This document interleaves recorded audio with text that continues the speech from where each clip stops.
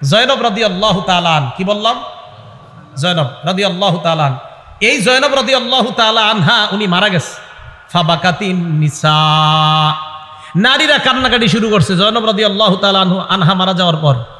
ফাজাআলা উমর ইয়াদরিবুহুন্না বিসাউতিহি, হযরত ওমর চাবুক ধরছে সবগুলোর মাথায়। এই চুপ, কোনো কান্নাকাটি নাই। এবার চাবুক ধরছে, হ্যাঁ থামো, কান্নাকাটি করো কেন? নবীজি বললেন মাহলান ইয়া উমর, উমর থামো না, একটু নরম হও। তো হযরত ওমর নরম হইলেন।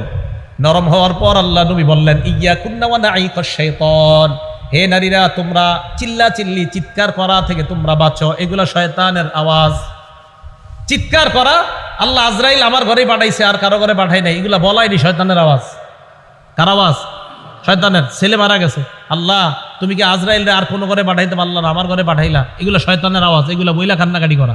এবার নবীজি কি বলে দিছে দেখেন, মাহমা ইয়াকুনু মিনাল আইনি ওয়াল কলব, চোখের পানি যদি অটোমেটিক কারো শোকে বের হয়, অন্তর থেকে বের হয়, ফামিনাল্লাহ ওয়া মিনার রাহমা, এটা আল্লাহর পক্ষ থেকে দয়া।